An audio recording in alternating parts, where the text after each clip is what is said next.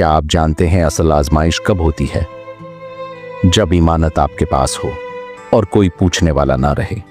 ये कहानी है एक फकीर की, जिसके पास दुनिया का कुछ भी नहीं था, मगर दिल अल्लाह की याद से भरा हुआ था।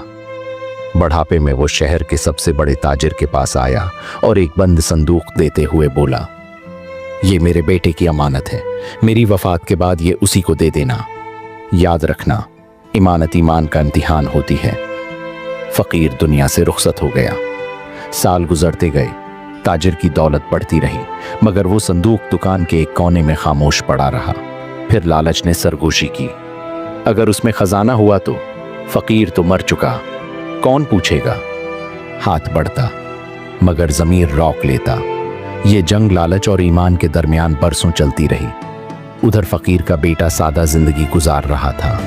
एक रात उसने ख्वाब में अपने वालिद को देखा, जो कह रहे थे, बेटा जाकर मेरी अमानत ले आओ। अगली सुबह वो ताजिर के पास पहुंचा और अदब से बोला, मेरे वालिद की अमानत आपके पास है। दिल कांपा, मगर जबान से झूठ निकल गया, मेरे पास कोई अमानत नहीं। नौजवान खामोश लौट गया। उस रात ताजिर सो न सका।